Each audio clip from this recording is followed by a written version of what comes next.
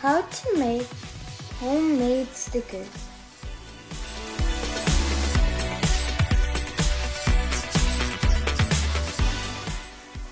Material.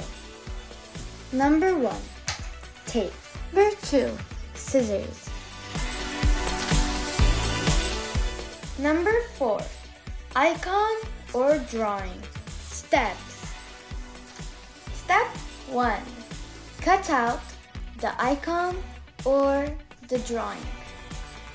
Step 2, take out the parchment paper.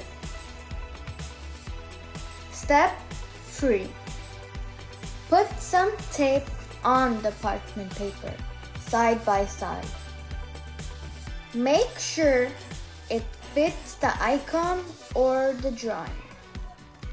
Step 4, after you make sure that your icon or drawing fits in the tape, add another layer of tape on it. Step 5.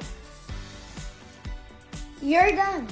The only thing you have to do is cut it out. Before using it, peel off the parchment paper. It should go smoothly. Thanks for watching, and don't forget to subscribe to get more videos. See you soon!